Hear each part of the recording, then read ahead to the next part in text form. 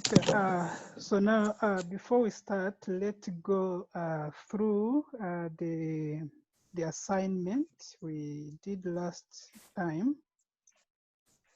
Then we do some corrections. So people who did not do it well can see where they have mistaken. So can you see my screen? Yes. Okay, so the assignment was to write a pseudocode as well as the flowchart for the MTN being giving bonus to its customers, and the bonus is given to as follow. So for each airtime below 500, there is no bonus given. So which means if you load 500 and below, I mean if below 500, so your total amount is still 500. But if you load between 500 and 1,500, you get a bonus of 2%. Then 1,501 up to 3,000, you get 5%. While between 3,000 and 6,000, you get 7%.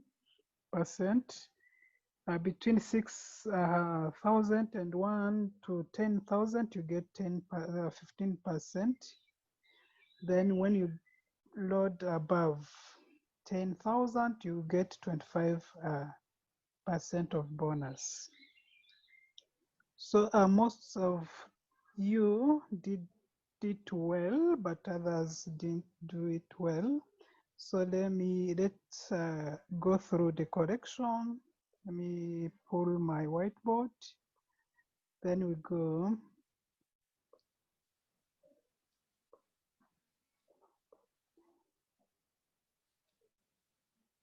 So can you see my whiteboard?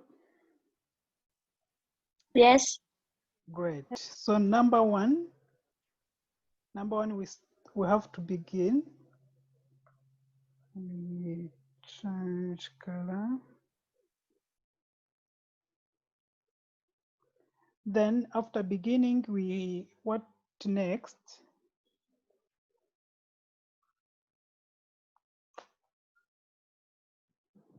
So we have to declare variables. So what are the variables do we need? We need airtime, the loaded airtime. We need to calculate bonus, and we need to calculate total amount. Let's declare them as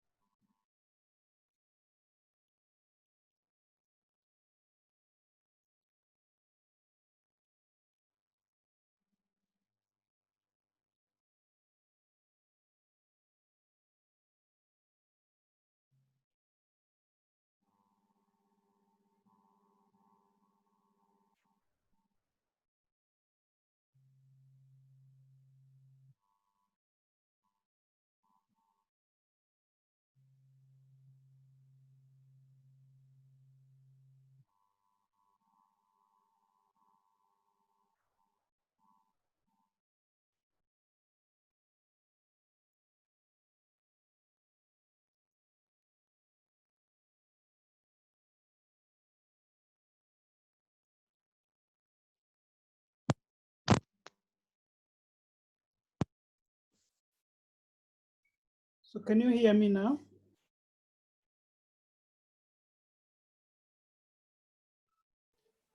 Yes. So now you can hear me. Yeah. Okay. Yes. So now I was saying some students wrote when they were doing the assignment, they wrote read quotation mark airtime, then like this. Is this true? No. What's wrong with it? Should not put quotation mark.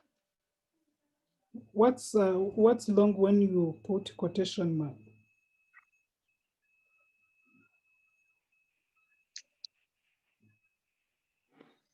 It is invisible for the user. So basically, this is not true, because we don't put anything within quotation when we are reading. Also, when you say print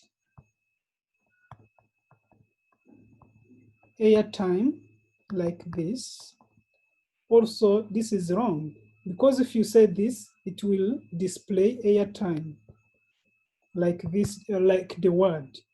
It's not going to display the amount of airtime, but it is going to display the text airtime.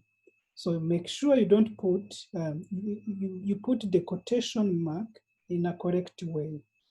So you will see in the comment for those who did it like this.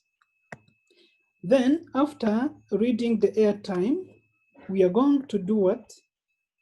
We are going to check whether the airtime you loaded will get the bonus or not. Now we say if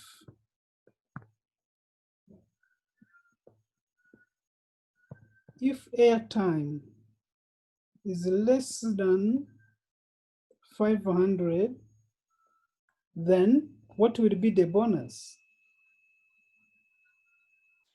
So the bonus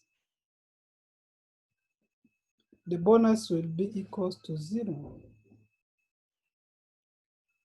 So then here we'll have the bonus as 0. Then we say else if we have airtime between 500, this means it is greater than or equal to 500, and airtime below 1,500, then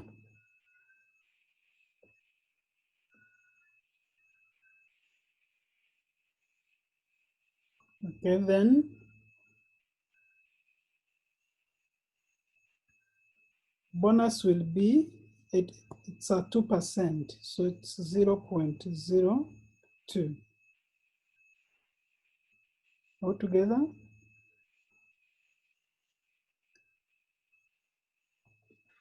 Then we say else if airtime is greater than or equal to 500,000, I mean 1,500, and airtime below 3,000,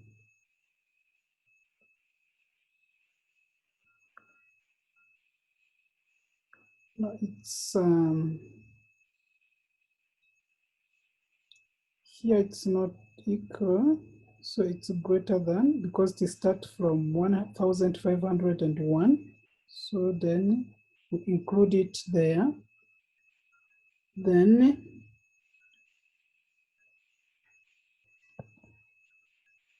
bonus equals to 5%, I think. Wait, 0.05.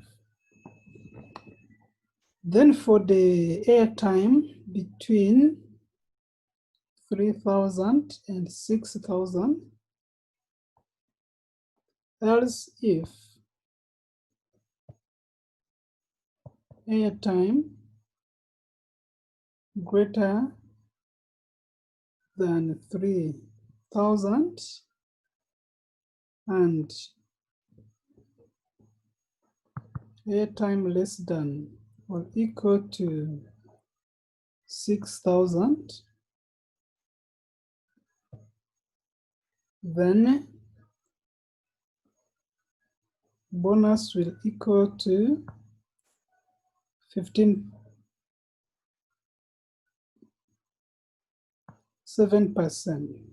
It's 0.7. Now, else if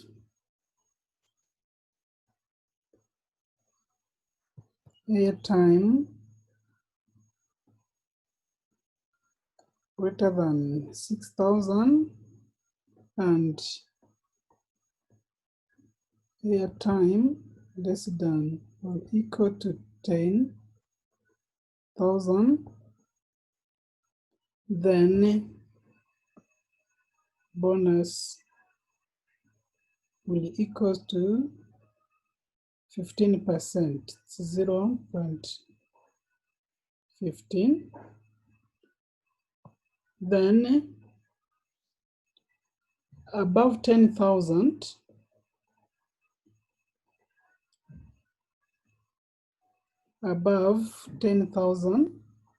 since we don't have any other condition to test, so we don't need the else if, then we say else bonus equals to 0.25.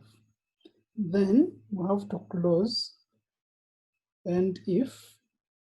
Now, after closing the end if, we are going to calculate the total bonus or total amount. Because in the question, they are telling us to calculate the bonus received and the total balance. So here we need to declare another variable for total bonus.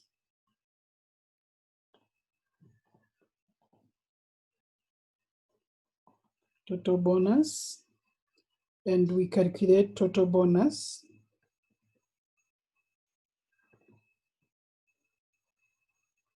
Which equals to airtime times bonus. Then we calculate total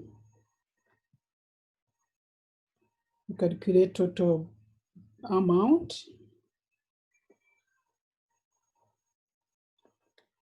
which equals to airtime plus total bonus. Then we have to display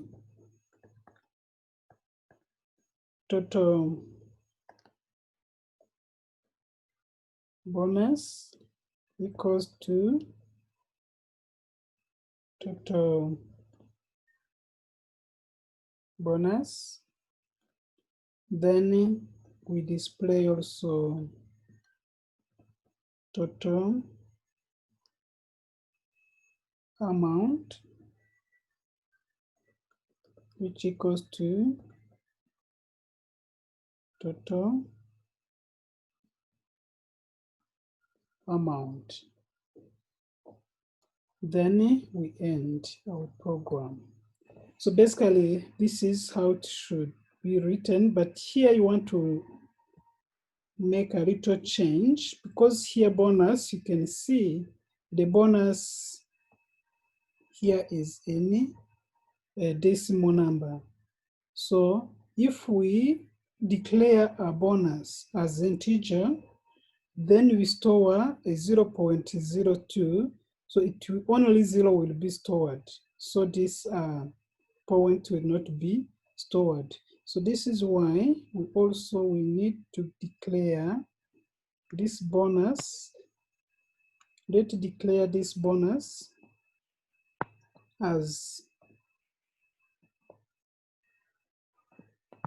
we declare variable bonus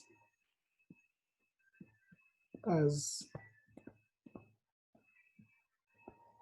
a float, so that we avoid missing or losing some data or some decimals.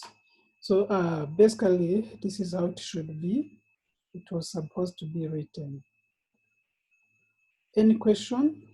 If you have a question, please you can raise your hand. And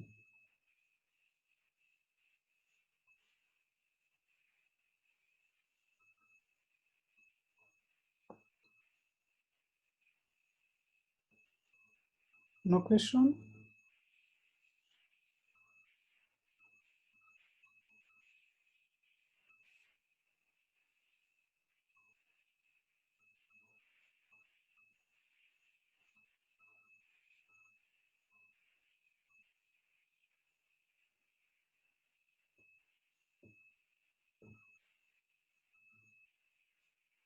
Okay, so here, this was the pseudocode. Now let's try to draw the flowchart. So the flowchart always start with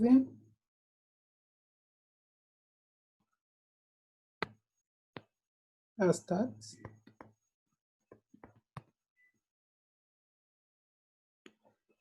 Then after starting, we need to enter. This is the input and output. Enter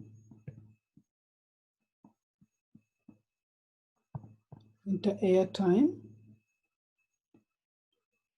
Then the process we store.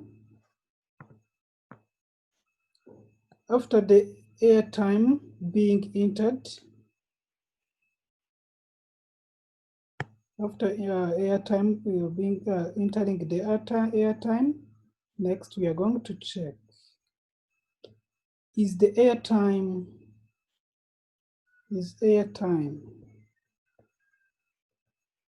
entered less than or equal to 500? If yes, what do we do? If no, we just check another condition. Also, we check many conditions. If no,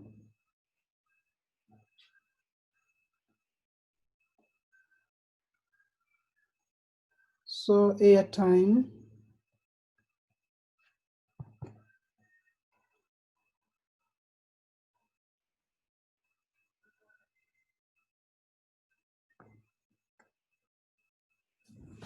let me draw. We have airtime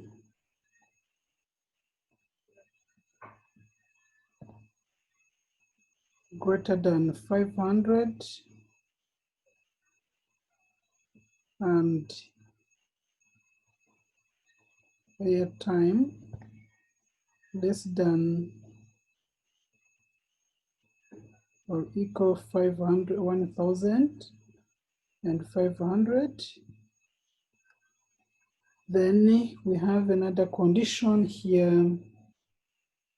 Let me use airtime like this, greater than 500,000 and airtime less than 3,000.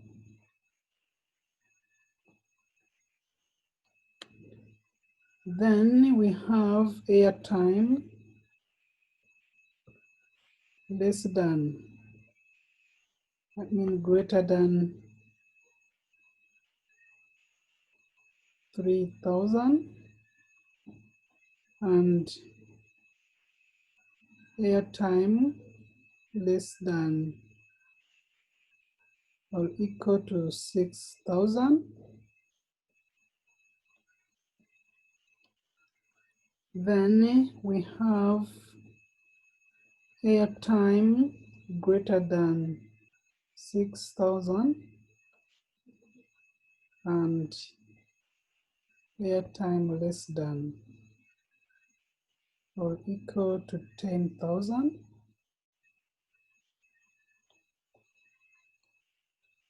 And we have airtime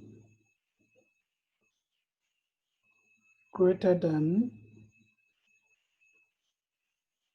10,000.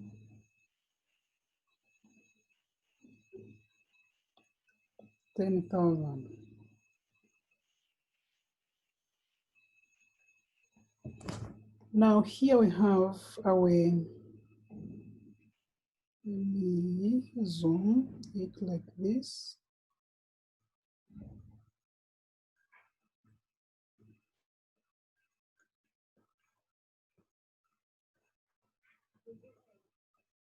So this is the case when it is false, false, false, then false, false.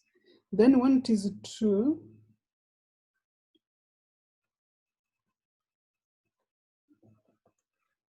it takes you, it will take you to where you calculate the bonus.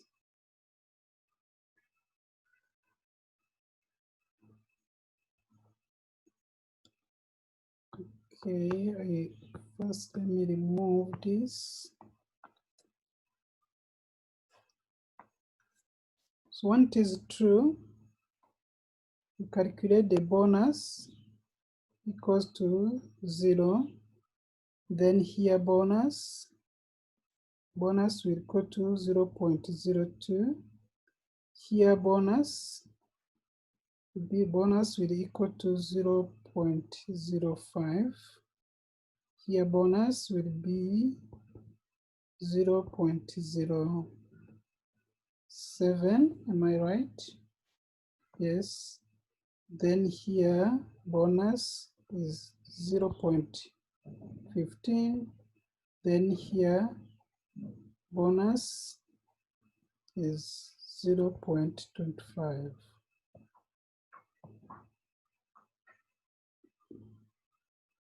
Okay, thank you. It's 10,000. Then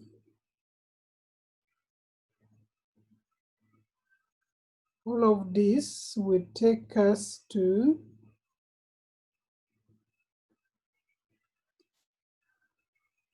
where we calculate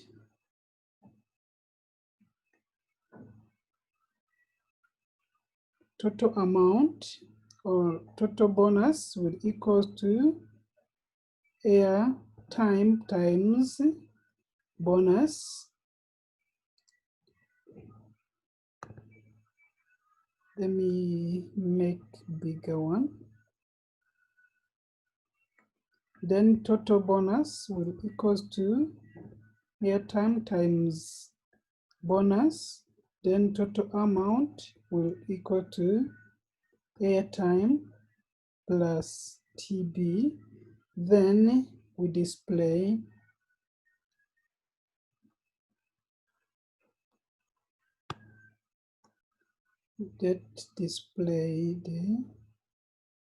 the output as total bonus equals to TB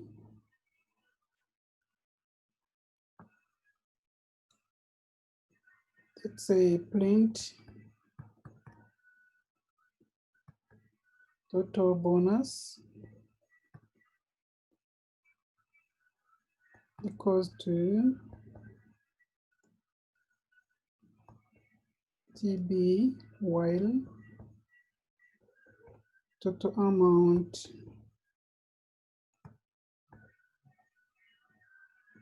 equals to to TA. Then we go to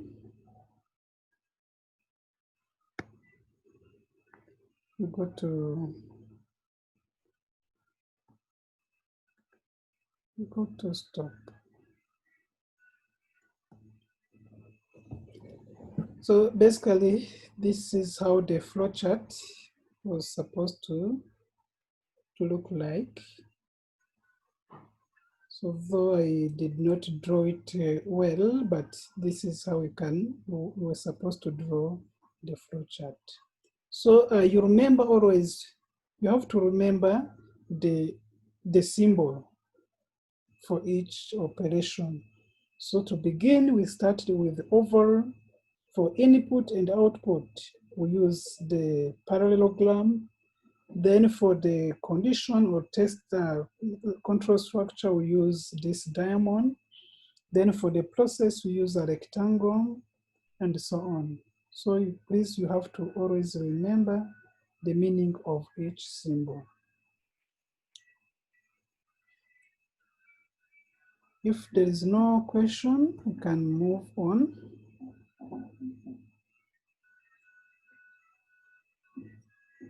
Yes, Divine, go ahead. Okay. On the first decision, you wrote airtime is less than or equal to 500. And on the question, they say that if only the airtime is less than 500, then the bonus will be equal to 0. I don't get that. Okay, so here we remove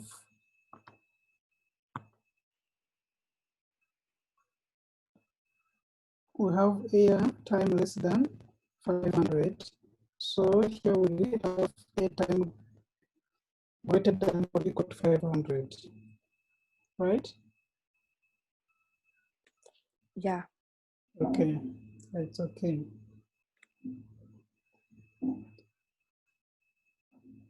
Great. If no more question, let's move on.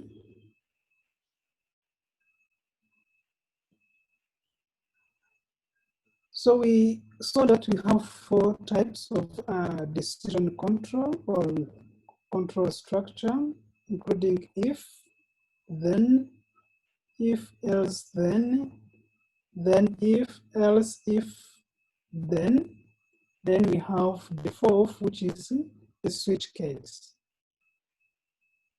So the switch case statement is used when we have number of options or many choices, and we may need to perform a different task for each choice. Basically, the switch case is an alternative to nested if selection. So in case you have many conditions or many options, you have to choose one. So in that case, you can use the switch case. So the switch case is mostly applied before I talk to application, here we have this syntax or the notation of the switch case. This is the algorithm representing the switch case. So we begin with a switch, then here we put expression, then we check our case, expression 1, or a case n1. Then if this case is satisfied or it is true, then the instruction or this set of instructions is going to be executed. If this case is not true, then it is going to check the next case, expression or the next case. Then this is the case, let's say the case 2. If this case is true, this set of instructions is going to be executed, then go to the end. For each, when this case is true and it is executed, let it go to the end. Then it will keep on checking the cases. If there is no case, is it true? So it will go to the default, to the case default. then it executes the instructions in the default.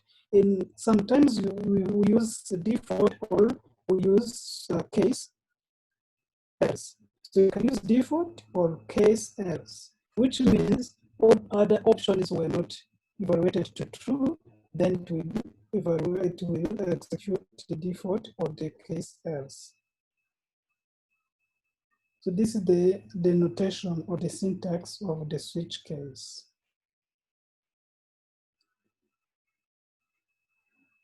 So the switch case has also its flowchart or the flow diagram. So we have an expression. First, we have the condition, which is shown in here. This is like a condition.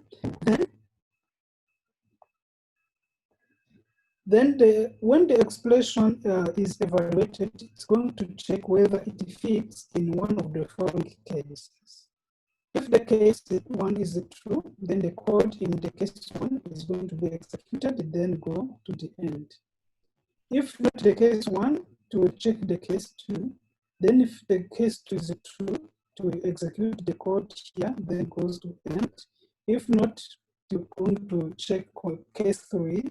If case three is true, so it's going to execute this code, then goes to end. If none of case one, case two, case three is true, it's going to execute the code in the default.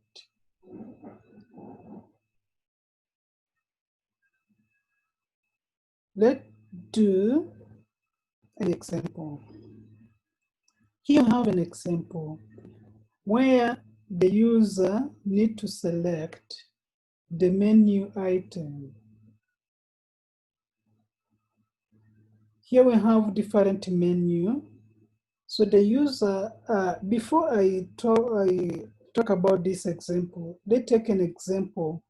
You always use your phones to buy, let's say, bundles or to buy core pack, don't you? Anyone have never used her phone to buy like packs, core pack, or to buy electricity, or to borrow airtime? Now, for example, if you dial, let's say you are on MTN and you want to buy a call pack. So you have to dial *140#. Then when you call, what comes next?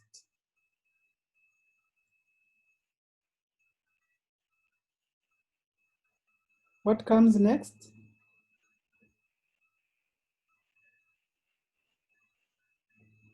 You have choices to choose from. You have choices to choose from. What are the choices? We have 1, we have 2, we have 3, and so on. Okay, so let me do it. Then I tell you what comes.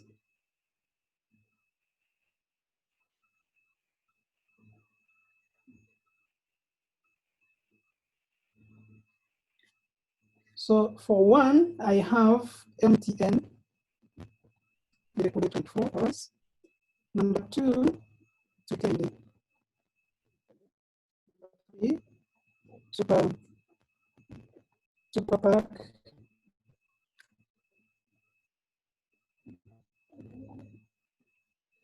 Julie.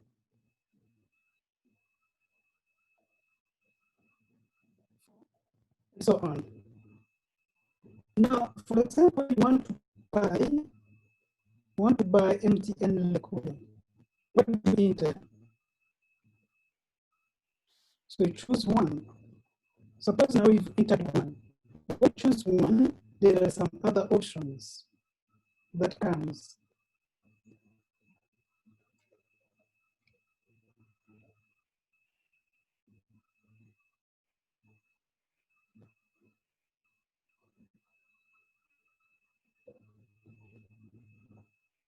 So when I choose 1, there comes 1, 2, 3. 150, 200, 350, then 0, which is back. Now when I say 1, when I choose 1 or 2, what comes? So I'm given the option to confirm. I will get 1 to confirm, or let's say reject. So which means when I confirm, when I press 1, I confirm, so I purchase an MTN liquid of 150, then I'm given the second of the.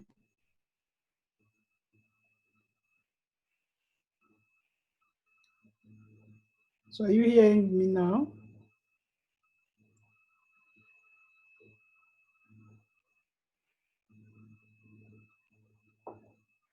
Yes, can you hear me well? Okay, thank you. So it's because I was dialing that necessity. This is why. So now I was saying, if I dial 140 hashtag, then I get many options. Then I choose one.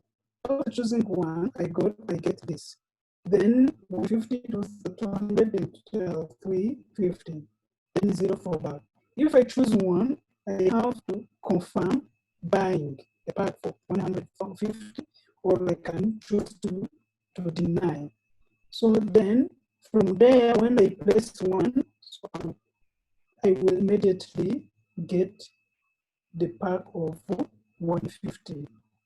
And this is a kind of the many options available, and you have to choose one. So these things are made using switch. They are made using switch case. I get where the switch case can be used. So now let's go to our example here. So the user needed to choose the menu. Here we have a variable number as an integer, and the user has to enter the number. So the number has to vary between 1 and 3. So which means the user has to choose either 1, either 2, or 3.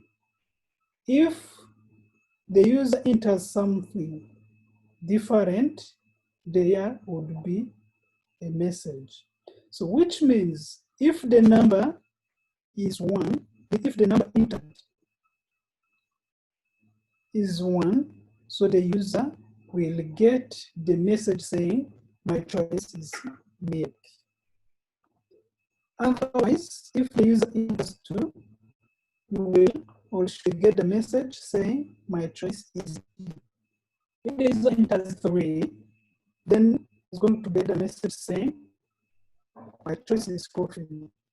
If the user enters something not in 1, 2, or 3, he or she is going to get a message saying your choice is not valid.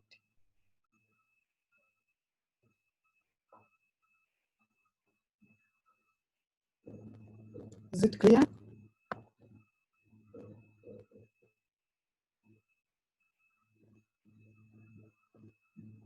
Am I clear here, please? Yes, Tanya, raise your hand. Go ahead.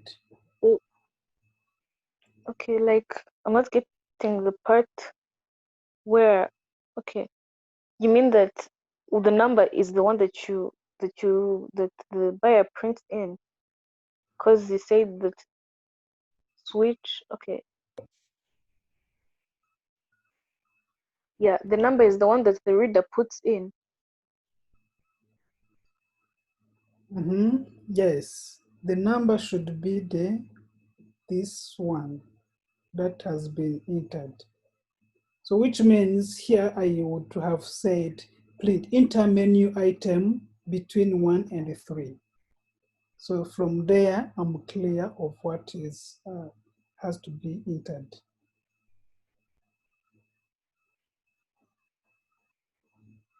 Okay. Okay.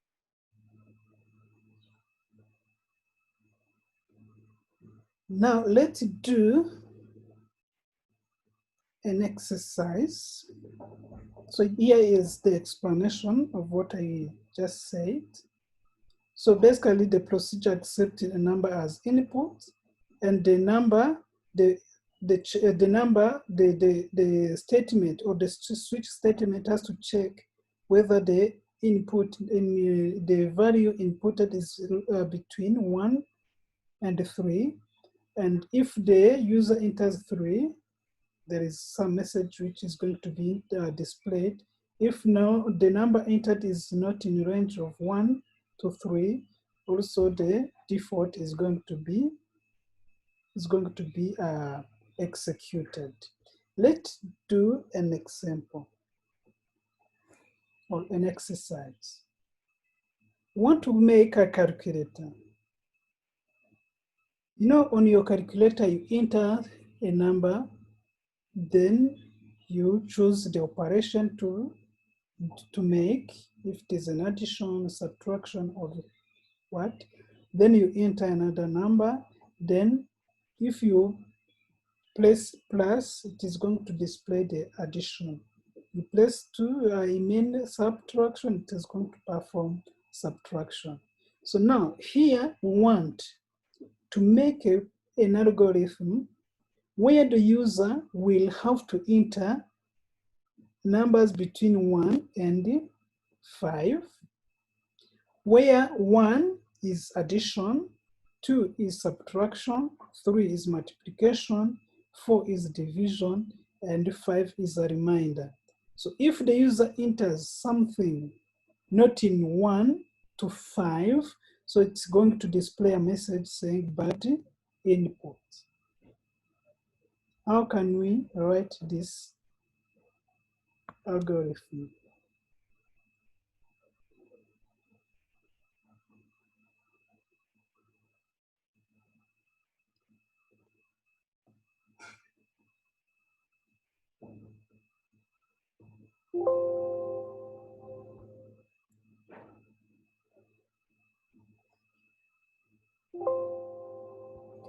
So now let me pull my whiteboard. So now, where should I begin from?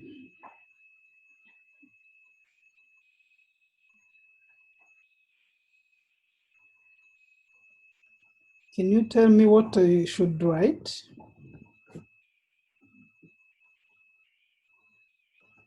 When I have to begin, then I declare variables. How many variables do I need? When I have to enter 2 numbers that I need to operate. First, let's declare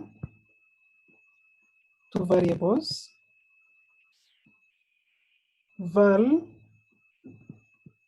num1, num2 as integer. Okay, now I need to declare also the choice, val choice, which is also an integer. And the choice should range between 1 and 5. Number one, first I need to enter the 2 numbers, right? Enter 2 numbers of your choice. Then we have to read num1 and num2. Now I need to perform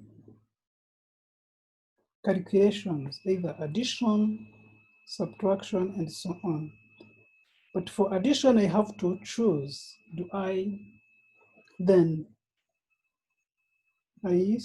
Let me display this message. Which operation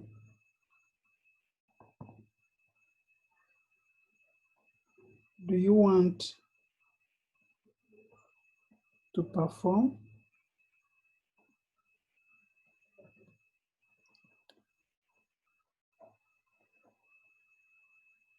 Now, maybe you want to display a menu for the user to know what to choose from. Now let's say write 1, it's addition,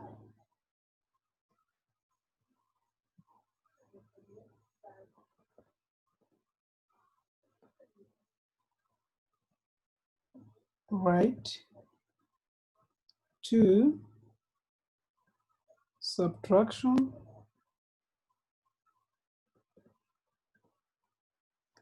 if you don't get well what I'm doing, please raise your hand. Write 3, it's multiplication,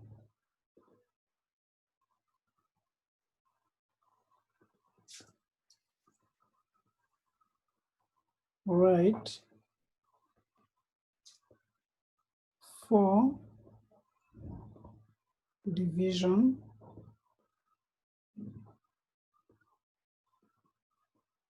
then write 5,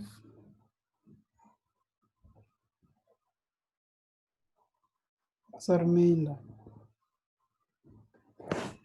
So this is the menu to be displayed on the user interface to know which choice the user needs. Then the user needs to enter the choice. Read what? Read choice.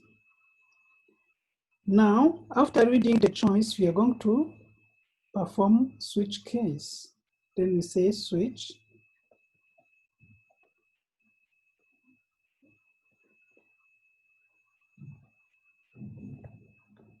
choice.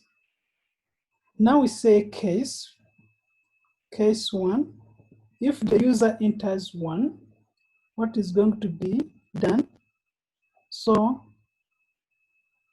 it's going to display the addition, right?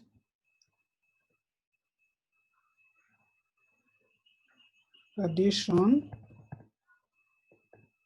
is num1 plus num2. If the user chooses 2, case 2, then write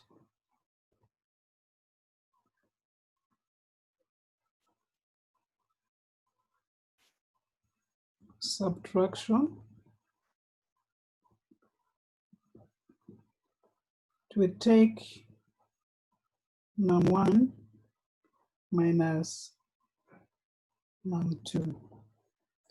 Then if the user enters 3, so this is the subtraction, right? This is multiplication,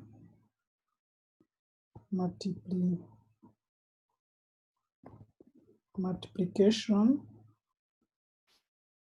then this is num1 times num2. Then the user case 4, if the case is 4, this is the division, right?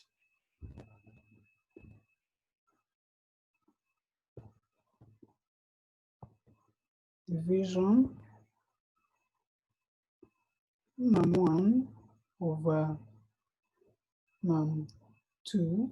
So when on division, you have to make sure the num2 is not 0, because if num2 becomes 0, so the program will throw the error, because Dividing a number with a 0, it's undetermined. So the program will throw the error. So you have to make sure num2 is always greater than 1. Then case 5, this is the remainder. Then we write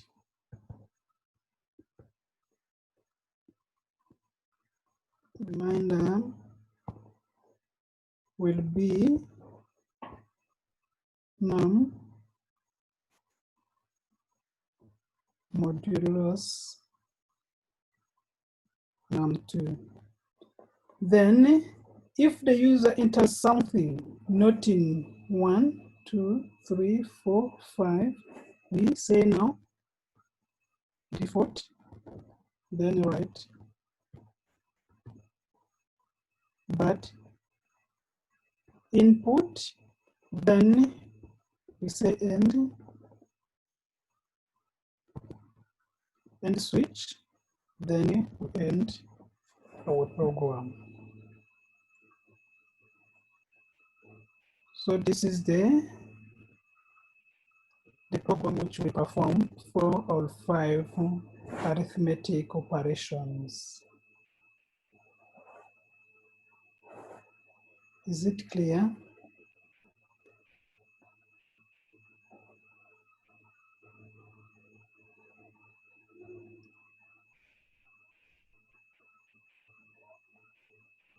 Go ahead, Tanya.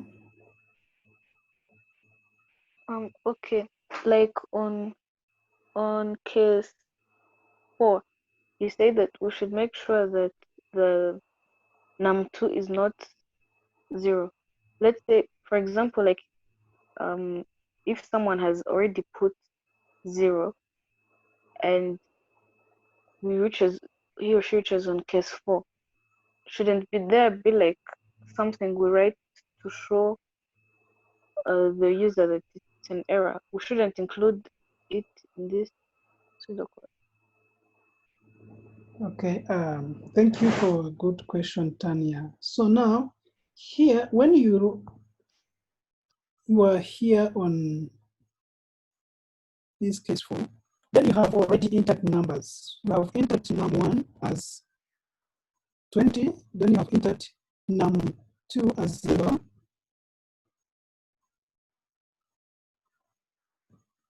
Now, to choose, when you go to enter the choice, then you enter 4. So basically here, it will throw error. We call we call in computer programming, we call exception. It will throw an exception. Because what? When you take, even mathematically, 20 over 0 equals to what? This, in your calculator, is a message error, right? Because it's not possible.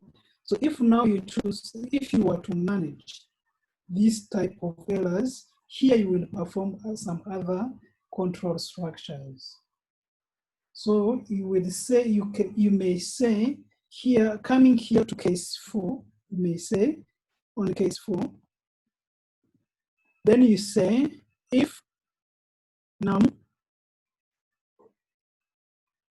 num2 equals to 0, then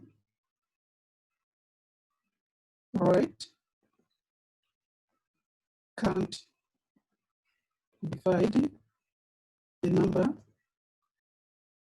with 0. Then this message will be else, then you say else, then you say right, which means if number 2 is not 0, write division, then will be num1 over num2. Or you can even say if num2 equals to 0, then you choose to take num2 over num1. Also, it's possible. So here you can control the program so that it reacts according to the number which or to the input. You're getting the point?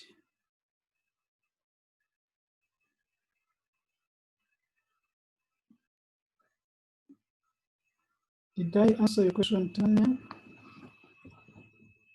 Yes. Okay. Any other question?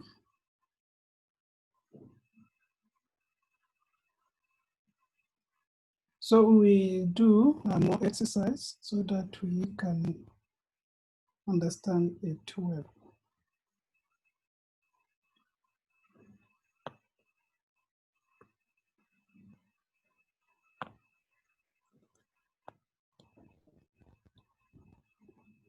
So basically those were 4 types of control structures, including if else, if, nested if and the switch case. And remember we have said that in the control structure, we have decision making. So this was a kind of decision making. Also the control structure includes what you call looping. What is the looping? According to you, what do you understand by the word looping? Anyone with the answer?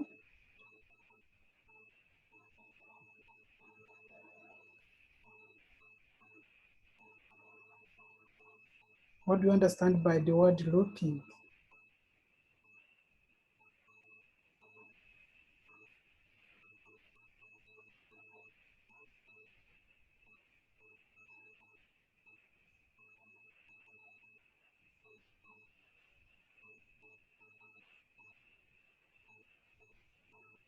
No idea?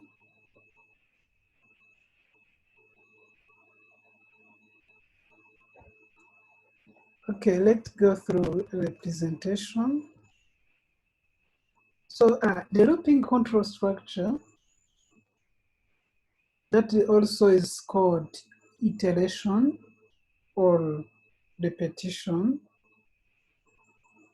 It's a control structure that causes the program to repeatedly execute statements within the loop until the condition becomes false.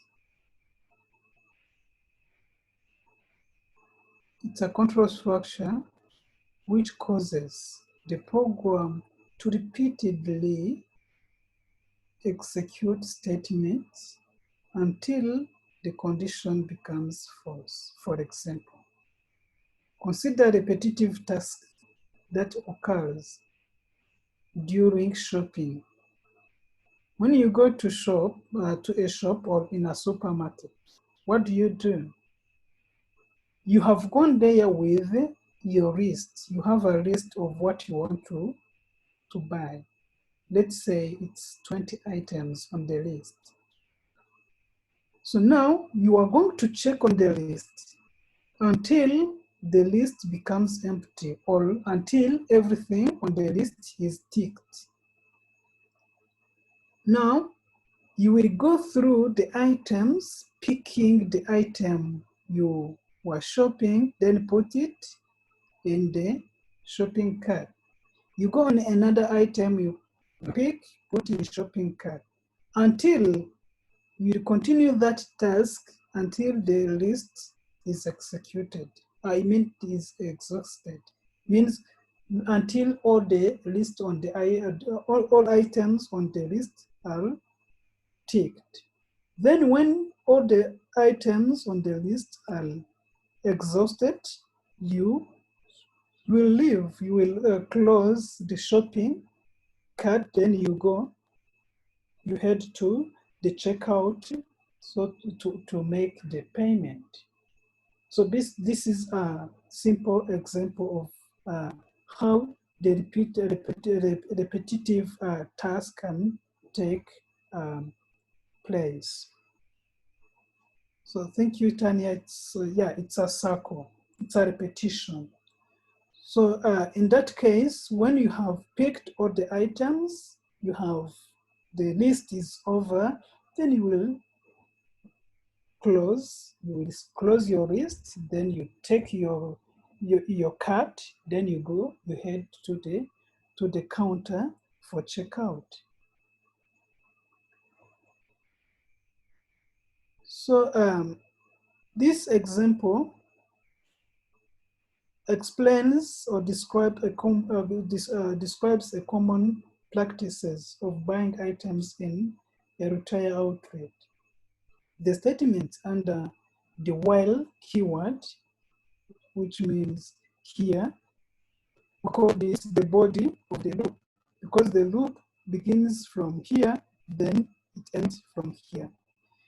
Then the statement under the keyword while indicates that a buyer continues repeatedly picking items until the shopping list is exhausted.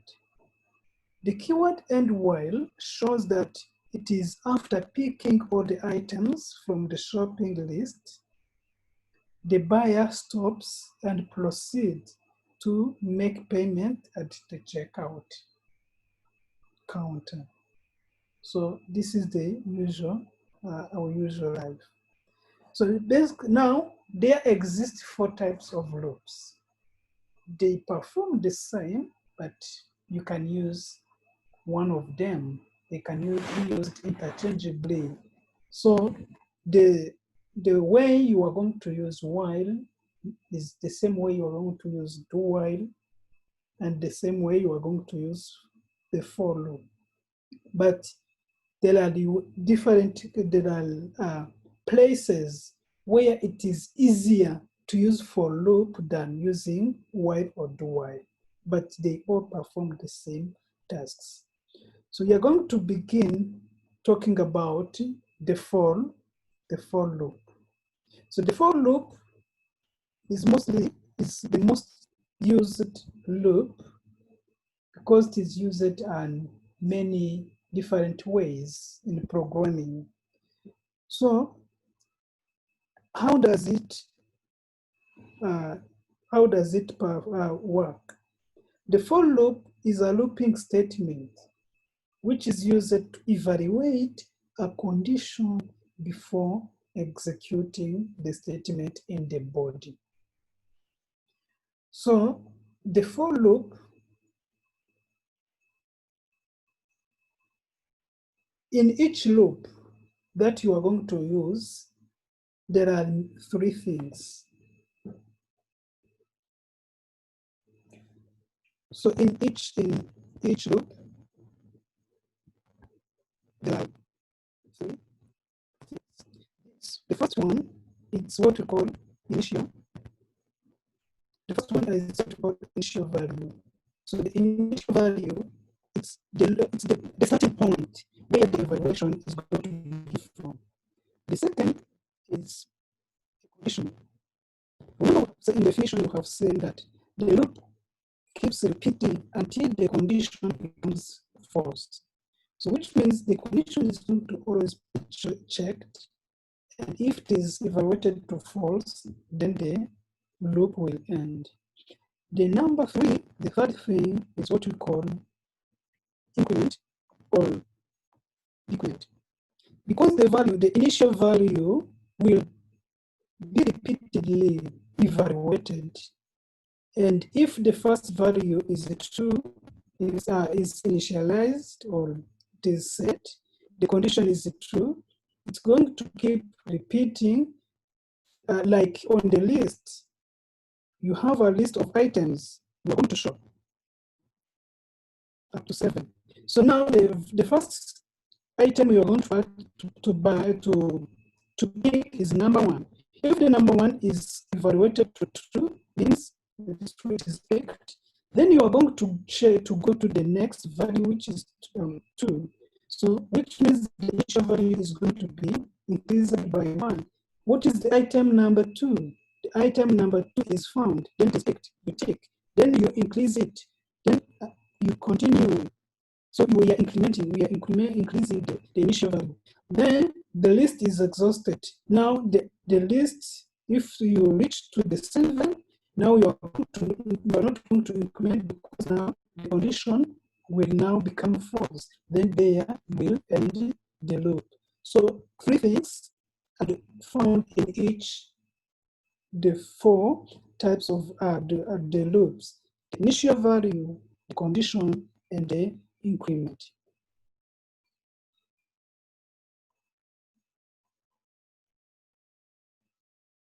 So I see Divine is not hearing. Divine, you are not hearing or you are not understanding?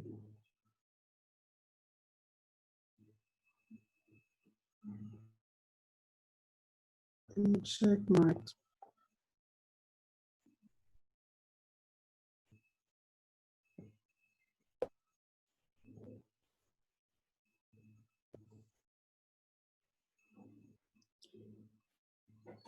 Can you hear me well now?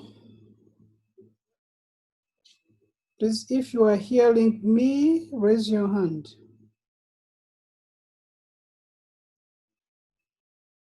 Elise can hear me. Santete can hear me. Patience can hear me. Divine, Hortense.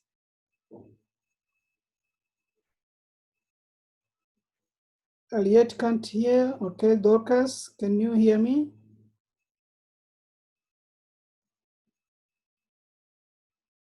Is Dorcas online? Philippine, can you hear me? Yes, Philippine can hear. Dorcas? Dorcas, are you there? Teachers, on WhatsApp group, she said that she has some connection problems. Okay, I didn't check WhatsApp, sorry. Okay. So, am I clear on this?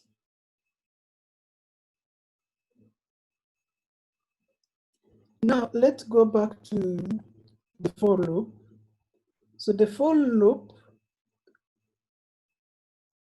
evaluate the condition before executing the body loop. So now, here we have the syntax. We have for, then we have a variable all. This is the initial value. Then to upper limit, this is the end value. Then we put the keyword do, then statement, then end for. This is the notation of the for loop. Example. An example here is we want to, for example, we are going to write a program, or the program which is below is the program which will display 21st, display the first 20 positive integers and their sum.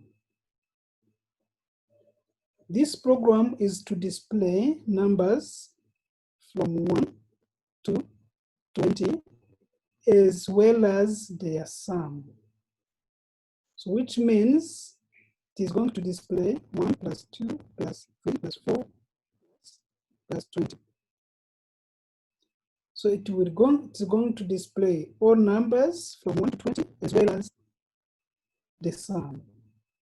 Note that as long as the lower limit is less than the upper limit, we have the lower limit and the upper limit. So we say as long as the lower limit is less than the upper limit, now the number is going to be added to the sum, which means in that case the condition is evaluated to true.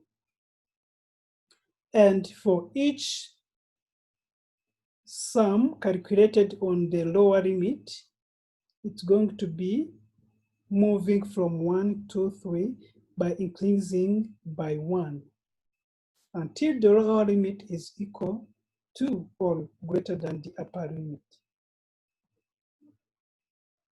Let's do this.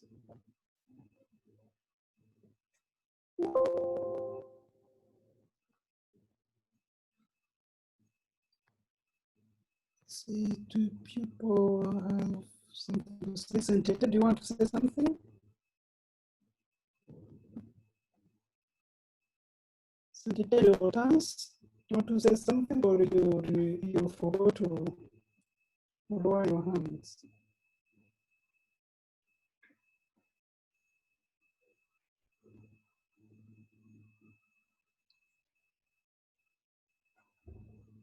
Probably no question.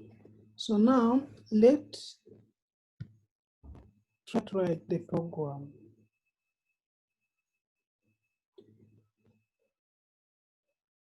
Yes, Santita, go ahead.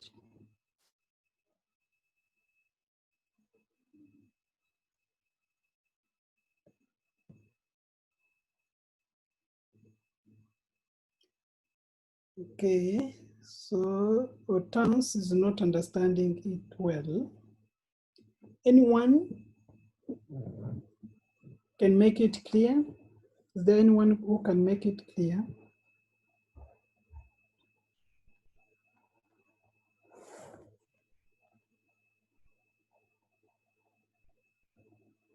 Has anyone understood something so that she can intervene?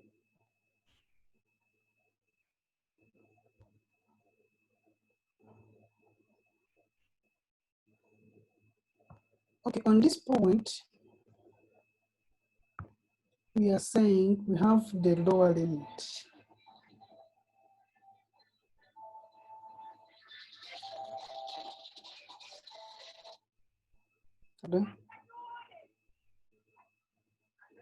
Ma ndi kwigisha reka ndakuvugisha mu kanya.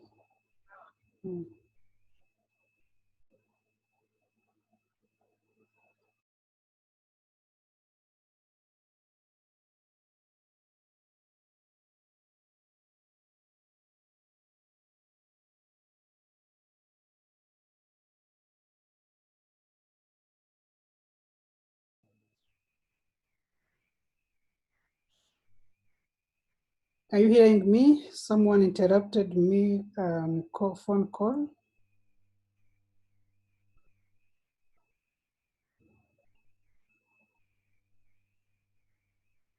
Class, are you hearing me?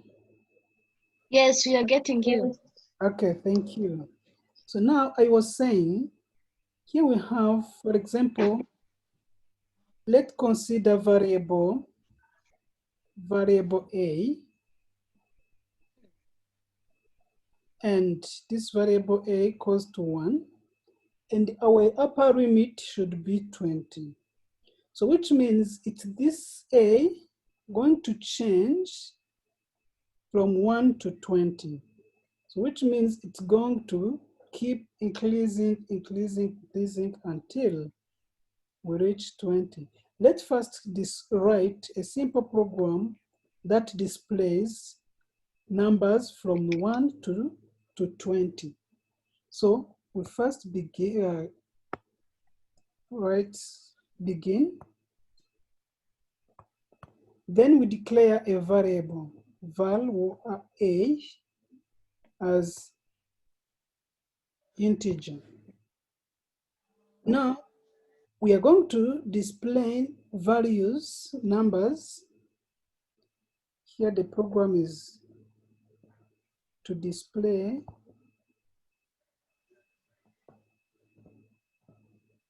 numbers from 1 to 20. So now here we say for A, then the lower limit will be 1, okay? Then 2, what will be the upper limit will be A equals to 20. Then we say do what? So in here we have the initial value and 2, A20 equals 20. This is equivalent to this one.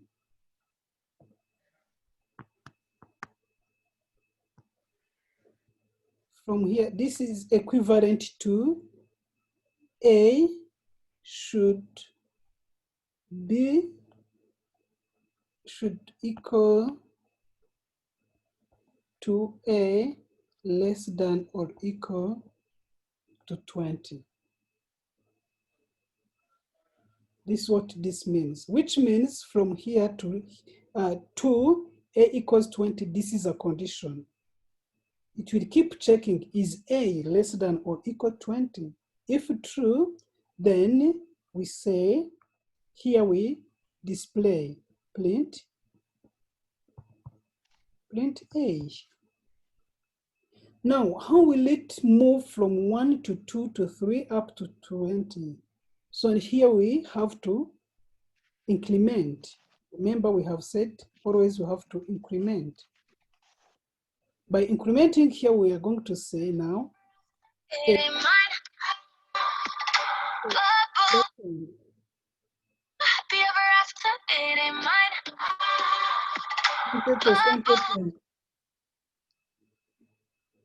Can you mute yourself, please?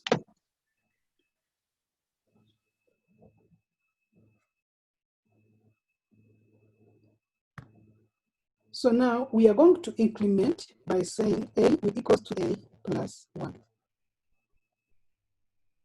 Then we say and therefore, then we end. What do we do here?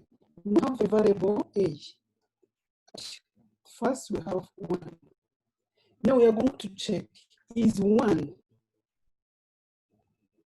less than or equal to 20? Yes. If it is yes, it will come here.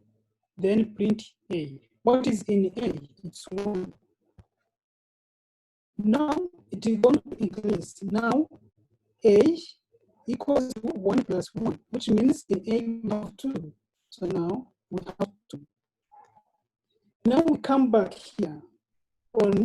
Now A is 2. Now we check, is A is 2 less than 20? Yes, 2 is less than 20. If so, then print A. What is in A? It's 2. Then 2. Then we increase A. Now A equals to 2 plus 1. Now A becomes 3. Go back to the list. Is 3 less than 20? Yes. If yes, then print value of A. Now A is 3. Then we increase A. Now A is 3 plus 1. Then we continue up to A equals to 19. Now check, here now A is equal to 19. Is 19 less than or equal to 20? Yes. Now we display 19. Then we increase A. Now A equals to 19 plus 1. Then it's 20. Now in A we have 20. We check the condition. Is 20 less than or equal to 20? Yes, it's true. Then we display 20. Then we come here, increase. Now A equals to 20 plus 1. Now A equals to 21.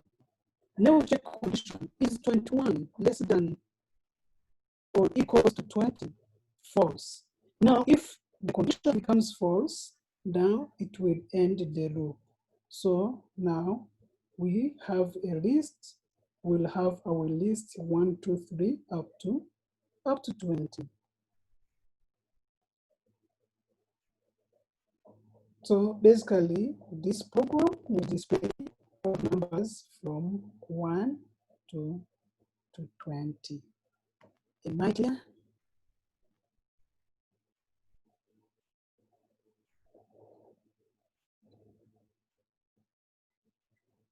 Class, am I clear? Divine, yes. Patience, yes. Tanya is saying yes. Okay. Now suppose we want to calculate now the sum of all those numbers. How should we do? So here we also declare a variable. We have to declare a variable sum as integer.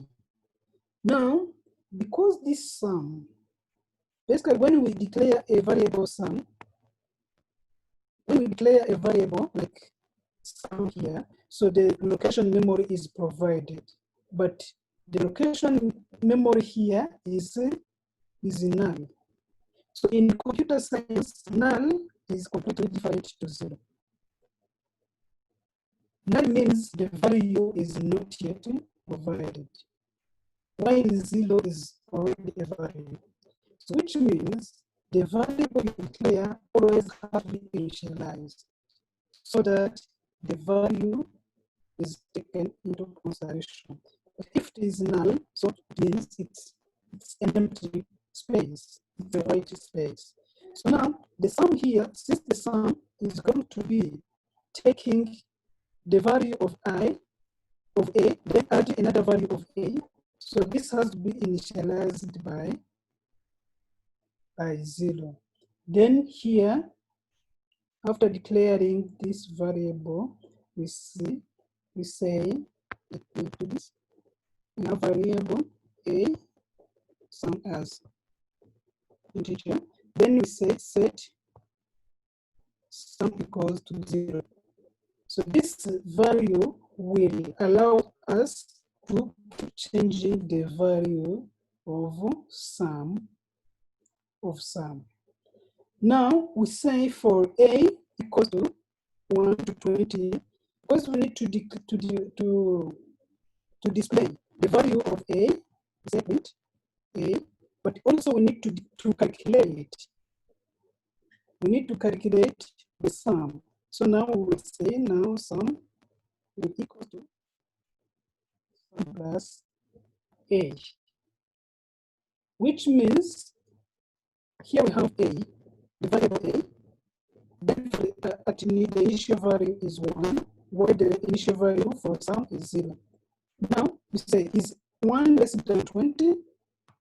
Yes, because 1 is less than 20, condition is true. So now come here, we display, we print a. Then we say sum equals to sum plus a. That means sum equals to 0 plus 1, which means sum now equals to 1. So now in sum we have 1. Then we come here, we increase a. Now a equals to 1 plus 1, which equals to 2. So now we have 2 in sum. Now we check condition, is it 2 less than or equal to 20? Yes. If yes, we display 2 here in int a.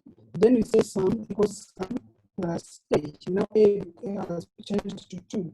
Now sum, in sum we have already 1 plus 2. Then sum restore 3. Now we come back here, we increase a. Now a becomes 3. Is it 3 less than 20? Yes. Then we print 3.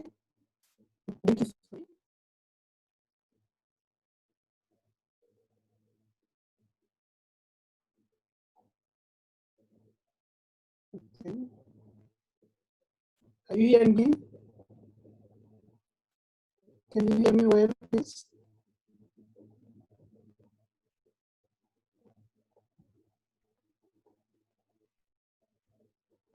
Class, are you hearing me?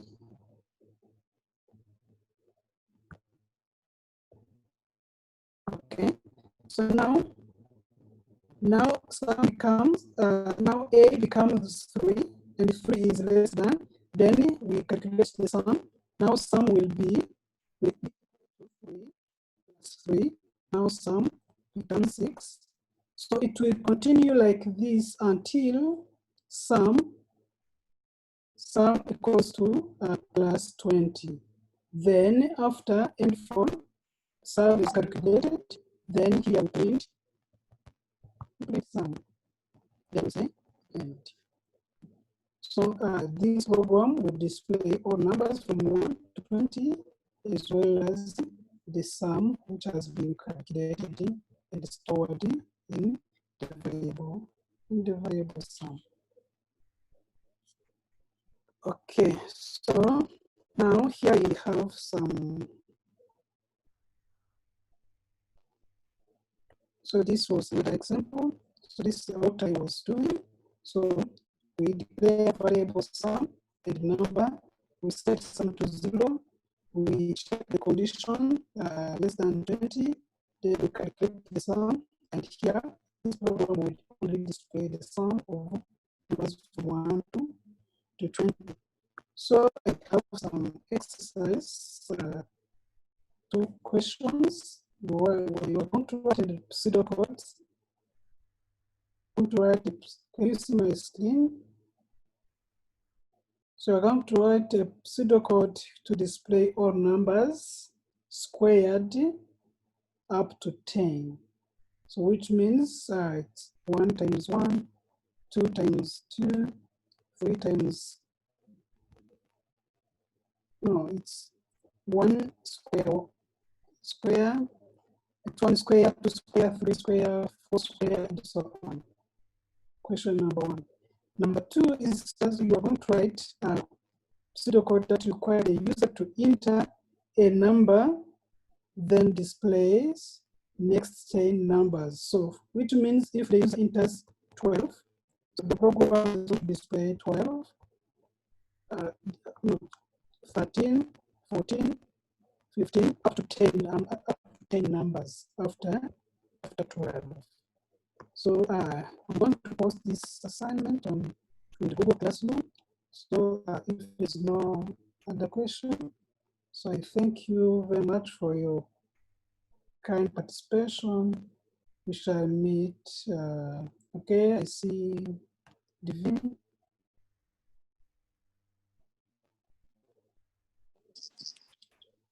I kind of have a question. I have a question on about the previous question, the previous exercise. Okay. This one? Yeah. So you say that okay, we set the sum like it's a 0. Then on the like the fourth step where the sum is equal to sum plus number, will it display the sum of all the numbers that the user entered, that like the program, like will it display like 1 plus 2 plus 3 plus 4? No, if I make sense. This will calculate the overall sum, then display the sum. Like if it's from 0 to 20, if the sum of all numbers from 1 to 20 is, let's say it's 110, so it will only display 110. So it will display the overall sum. Okay. Okay, what were you going to say again? So the sum, okay, the number. Okay, I think I get it. I get it. Okay. So thank you, class, for your attention. We shall meet on Wednesday. So please, I will post the assignment on Google Classroom. Make sure you do it well. Have a good day and enjoy your lunch. Bye.